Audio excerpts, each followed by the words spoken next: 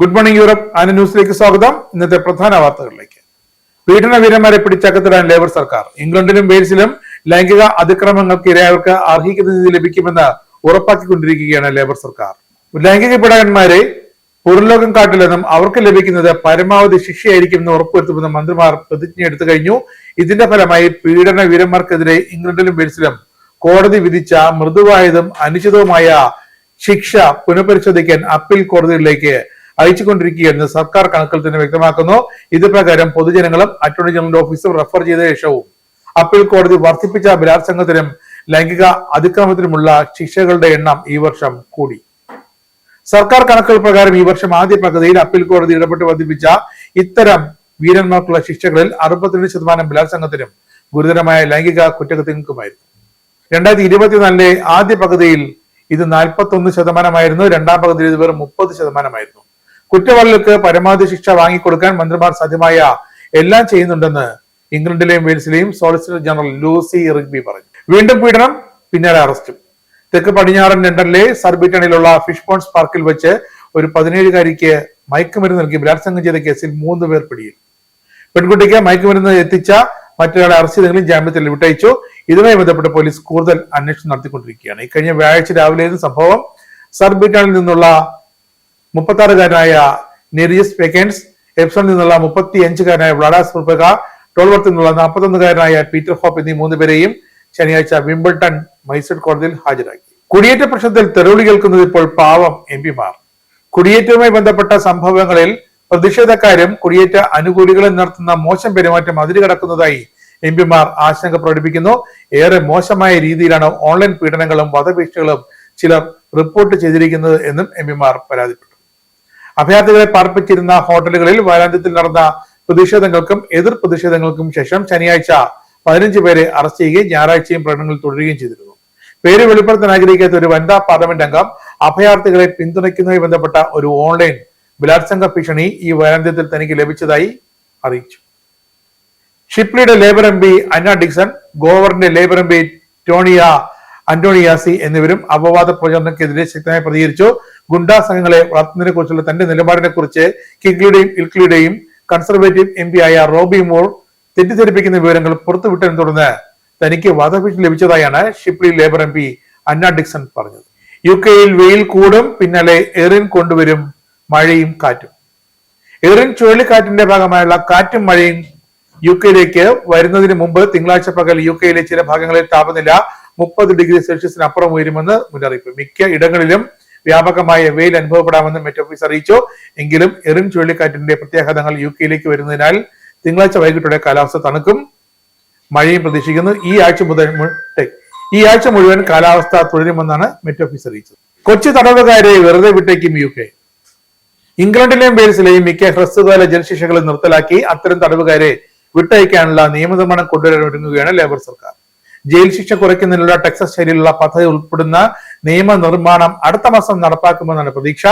ഇംഗ്ലണ്ടിലെയും വെയിൽസിലെയും 3 പതിറ്റാണ്ടിനിടയിലെ ശിക്ഷാ നിയമങ്ങളിൽ ഏറ്റവും വലിയ മാറ്റം വരുത്തുന്ന ഈ നിയമനിർമ്മാണം സെപ്റ്റംബറിൽ എംപിമാർ കോമൺസിൽ അവതരിപ്പിക്കുമെന്ന് സർക്കാർ വൃത്തങ്ങൾ അറിയിച്ചു.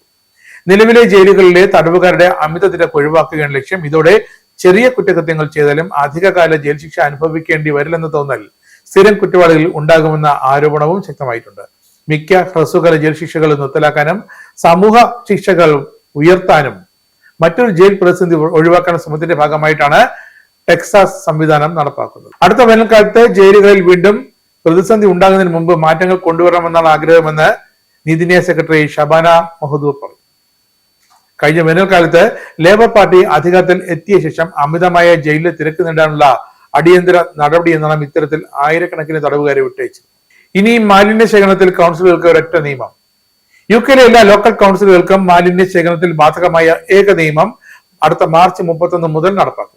ഇനി UK-യിലുടനീളം മാലിന്യ ശേഖരണത്തിന് ഒരൊറ്റ നിയമമാകും ഉണ്ടാകുകയെന്ന് ലേബർ സർക്കാർ വ്യക്തമാക്കി കഴിഞ്ഞു. അടുത്ത വർഷം മുതൽ ഇംഗ്ലണ്ടിലെ റീസൈക്ലിംഗ് പ്രക്രിയ അടിമുടി പരിഷ്കരിക്കാനാണ് തീരുമാനം. വീടുകളിൽ നിന്നും മാലിന്യം ശേഖരിക്കുന്ന പ്രക്രിയയിലും വൻ മാറ്റങ്ങൾ ഉണ്ടാകും. 2026 മുതൽ 2021 എൻവയോൺമെന്റ് ആക്ടിന് കീഴിൽ പുതിയ കൂടുതൽ ലളിതവൽക്കരിച്ച റീസൈക്ലിംഗ് നിയമങ്ങൾ നടപ്പാക്കും.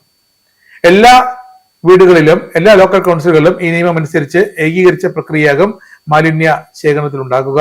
2026 മാർച്ച് 31 മുതൽ വീടുകളിൽ നിന്നും പ്രതിവാര അടിസ്ഥാനത്തിലാകും റീസൈക്ലിങ്ങിനായി മാലിന്യങ്ങൾ ശേഖരിക്കുക. റീസൈക്ലിങ്ങിനുള്ള പദാർത്ഥങ്ങളെ 4 വിഭാഗങ്ങളെ തിരിക്കും. ഭക്ഷ്യ മാലിന്യങ്ങളും ഗാർഡൻ മാലിന്യങ്ങളുമാകും ആദ്യ വിഭാഗത്തിൽ. പേപ്പർ കാർഡുകൾ രണ്ടാമത്തെ വിഭാഗവും റീസൈക്കിൾ ചെയ്യുന്ന പ്ലാസ്റ്റിക്, ലോഹങ്ങൾ, ഗ്ലാസ് എന്നിവ മൂന്നാമത്തെ വിഭാഗവും റീസൈക്ലിംഗ് ചെയ്യാൻ കഴിയാത്ത മാലിന്യങ്ങൾ നാലാമത്തെ വിഭാഗവുമായിരിക്കും.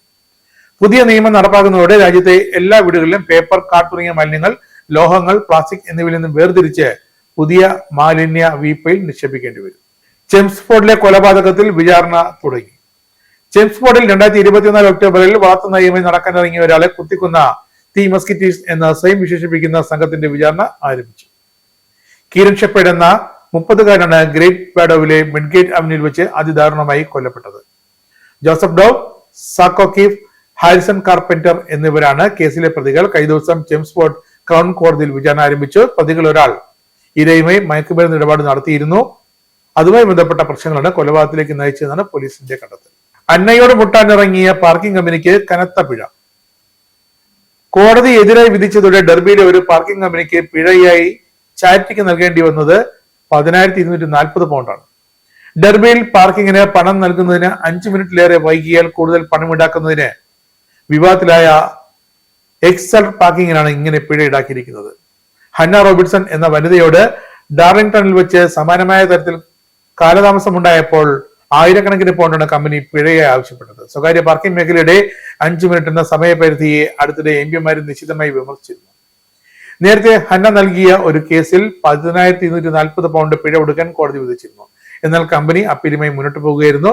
അപ്പീൽ കോടതി അത് തള്ളിയതോടെയാണ് പിഴ നൽകാൻ എക്സൽ പാർക്കിംഗ് നിർബന്ധിതരായിരിക്കുന്നത്. ഹോട്ട് എയർ ബലൂൺ വന്നിറങ്ങിയത് ബോവർ സ്ട്രീറ്റിൽ. ശനിയാഴ്ച ബെഡ്ഫോർഡിലെ ബോവർ സ്ട്രീറ്റിൽ ഒരു ഹോട്ട് എയർ ബലൂൺ സഞ്ചാരികൾ നാടകീയമായ ലാൻഡിംഗ് നടത്തിയപ്പോൾ ഞെട്ടിയത് താമസക്കാരായിരുന്നു. ബോവർ സ്ട്രീറ്റിൽ രാവിലെ 9:30 അസാധാരണമായ ഈ സംഭവം. പാർക്ക് ചെയ്തിരുന്ന കാറുകൾക്കും ടെലിഗ്രാഫ് തൂണുകൾക്കും വയറുകൾക്കും ഇടയിലൂടെ റെസിഡൻഷ്യൽ സ്ട്രീറ്റിൽ ബലൂൺ ഇറങ്ങാൻ ശ്രമിക്കുന്ന ദൃശ്യങ്ങളും വൈറലായി. യാത്രക്കാർ സുരക്ഷിതരാണ്.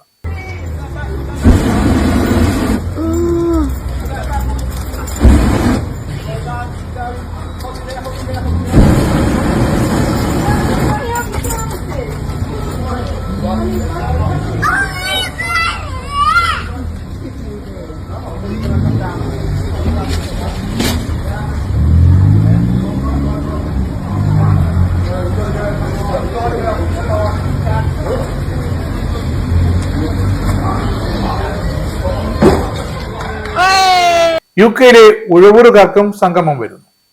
യുകെയിലെ ഉഴവൂറുകാർക്ക് ഒരു അറിയിപ്പുണ്ട്. ഇനിയും ഈ വർഷത്തെ ഉഴവൂർ സംഗമത്തിന് രജിസ്ട്രേഷൻ ചെയ്യാത്തവർ എത്രയും പെട്ടെന്ന് അത് ചെയ്തു തീർക്കണം.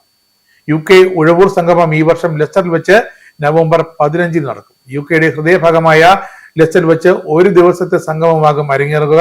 രജിസ്ട്രേഷൻ മുതൽ അവസാനത്തെ റാഫിൾ ടിക്കറ്റ് നറുക്കെടുപ്പ് വരെ വിവിധ ഇനം സമ്മാനങ്ങൾ ഉൾപ്പെടുത്തിക്കൊണ്ട് ഈ വർഷം സംഗമം നടക്കുമെന്നും സംഗമത്തിനുള്ള രജിസ്ട്രേഷൻ തുടങ്ങിയതായും ചെയർമാൻ ജോണി കുന്നുംപറം അറിയിച്ചു. ചിലവ് കുറച്ചും യുകെയിലുള്ള ഓരോ ഉഴവൂറുകാർക്കും എത്തിച്ചേരാൻ വേണ്ടിയാണ് ലെസ്റ്ററിൽ ഈ വർഷം സംഗമം ഒരുക്കിയത്. സംഗമത്തിന്റെ വിജയത്തിനായി വിവിധ കമ്മിറ്റികൾ പ്രവർത്തിച്ചു വരുന്നതായി ചീഫ് കോർഡിനേറ്റർ ടോജോ ഇബ്രാഹിം അറിയിച്ചു. കൂടുതൽ വിവരങ്ങൾക്ക് ടോജോ ഇബ്രാഹിമിനെ 07985281376 എന്ന നമ്പറിൽ ബന്ധപ്പെടാം. ക്നാനായ കത്തോലിക്ക പെരുമ എടുത്തു കാട്ടുന്ന വാഴ്വ് 2025. ലോകമെങ്ങും വ്യാപിച്ചു കിടക്കുന്ന ക്നാനായ കത്തോലിക്ക സമൂഹത്തിന്റെ ചരിത്ര പുസ്തകത്തിൽ ഒരു സുവർണ അധ്യായം കുറിക്കാനൊരുങ്ങുകയാണ് വാഴ്വ് 2025 മഹാസംഗമം. ക്നാനായ കത്തോലിക്ക മിഷൻസ് യുകെയുടെ നേതൃത്വത്തിൽ സംഘടിപ്പിക്കുന്ന വാഴ്വ് 2025 ചരിത്ര സംഗമത്തിന് ഒക്ടോബർ 4 ശനിയാഴ്ച ബർമിംഗ്ഹാമിലെ ബഥേൽ കൺവെൻഷൻ സെന്ററിൽ അരങ്ങേറും. വിശ്വാസ പ്രഘോഷണങ്ങൾ, കലാവിരുന്നുകൾ, പ്രാർത്ഥനാ ശുശ്രൂഷകൾ എന്നിവ അവിസ്മരണീയമാക്കും. ചെയർമാൻ ഫാദർ സുനി പടിഞ്ഞാറേക്കര, ജൽ കൺവീനർ അഭിലാഷ് തോമസ് മൈലപ്പറമ്പിൽ എന്നിവരുടെ നേതൃത്വത്തിലുള്ള വിപുലമായ സമിതിയാണ് സംഘാടകർ. കൺവീനർമാരായ father Saji Thottathil, father Joshy Koottungal, joint convener Saji Ramachandran എന്നിവരും പ്രവർത്തനങ്ങൾക്ക് നേതൃത്വം നൽകും. ഇനി Anand travel pound euro dollar രൂപ ഇന്നത്തെ വിനിമയ നിരക്ക്. ഒരു പൗണ്ട് 118.15 ഇന്ത്യൻ രൂപ, ഒരു യുഎസ് ഡോളർ 87.45 ഇന്ത്യൻ രൂപ, ഒരു യൂറോ 102.33 ഇന്ത്യൻ രൂപ, ഒരു പൗണ്ട് 1.35 യുഎസ് ഡോളർ, ഒരു കനഡിയൻ ഡോളർ 63.21 ഇന്ത്യൻ രൂപ. ഇന്നത്തെ ഗുഡ് മോർണിംഗ് യൂറോപ്പ് ന്യൂസ് അവസാനിക്കുന്നു. നമസ്കാരം.